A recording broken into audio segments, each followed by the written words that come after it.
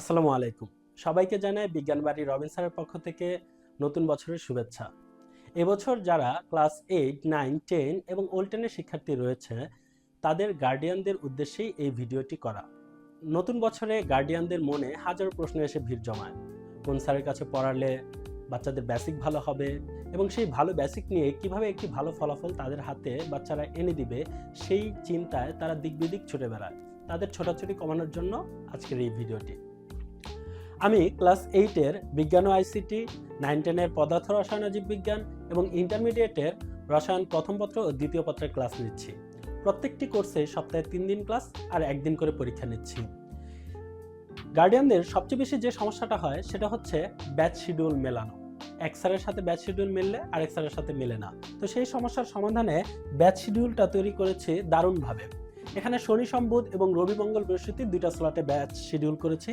প্রথমে আমরা আসি ক্লাস 8-এর ব্যাচ করেছি 2টা, একটা হচ্ছে 8:45 থেকে 9:45 আর 2:30 থেকে 3:30। এই ব্যাচগুলোতে আপনার হচ্ছে সপ্তাহে 2 দিন বিজ্ঞান এবং 1 দিন আইসিটি পড়ানো হবে।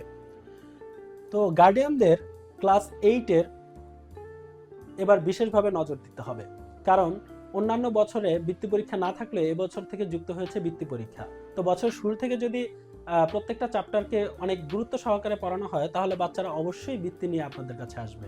আপনারা দেখতে পাচ্ছেন যে 9-এর ব্যাচ রয়েছে টোটাল 5টা, 7:45 থেকে 9:45 শনি সোম বুধে 7:45 থেকে 9:45, 12:30 থেকে 2:30 এবং রবি, মঙ্গল, বৃহস্পতিতে 7টা থেকে 8:45। এটা শুধুমাত্র আইডিয়াল প্লাস মডেলের স্টুডেন্টদের জন্য।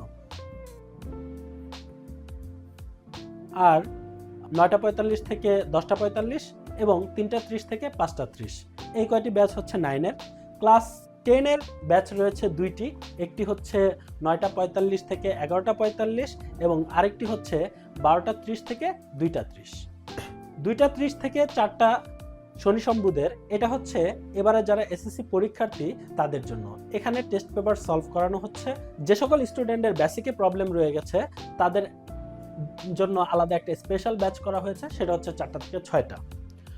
আর ইন্টারমিডিয়েটের যারা রয়েছে তাদের জন্য ক্লাস হচ্ছে 5:30 থেকে 7টা। এখানে প্রত্যেকটা ক্লাসের হচ্ছে বেতন এবং ভর্তি ফি উল্লেখ করা আছে। 8-এর বেতন হচ্ছে 1000 এবং ভর্তি ফি 1000 এবং 9-10-এর বেতন হচ্ছে 2500 এবং ভর্তি ফি হচ্ছে 2000 এবং ইন্টারমিডিয়েটের বেতন হচ্ছে মান্থলি 1500। তো এই হচ্ছে ব্যাচ শিডিউল। এখন প্রশ্ন হচ্ছে কেন রবিন স্যার? দেখুন, সব স্যারই ভালো পড়ায়, কিন্তু বাচ্চাদের মেইন সমস্যাটা যেটা হয় সেটা হচ্ছে পড়া আদায়ের ব্যাপারে। আর এক্ষেত্রে বাচ্চাদের আমি কোনো ধরনের ছাড় দিই না, পড়া অবশ্যই 100% আমি আদায় করে ছাড়ি।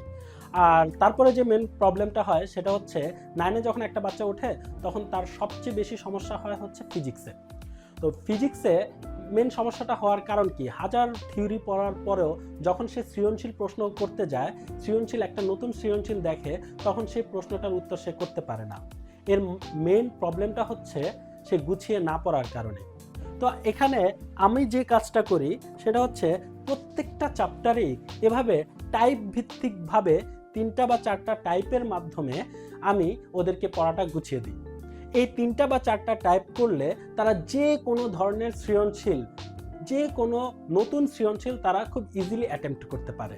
ফিজিক্সের মতো ঠিক একইভাবে কেমিস্ট্রি ও বায়োলজিতেও কিছু সিলেক্টিভ প্রশ্নগুলো সমাধান করলেই পুরো চ্যাপ্টারের প্রস্তুতি নেওয়া যায়। ঠিক এইভাবেই আপনাদের বাচ্চাদের ফিজিক্স, কেমিস্ট্রি ও বায়োলজির যে ভীতিটা আছে সেই ভীতিটা দূর করে ইনশাল্লাহ তাদের ভালো ফলাফল আনার ব্যাপারে শতভাগ দায়বদ্ধ থাকব। তো আমাদের এবছরের ক্লাস আগামী 3রা ও 4ঠা জানুয়ারি থেকে শুরু হতে যাচ্ছে। সবার সাথে সেখানেই দেখা হবে। আল্লাহ হাফেজ।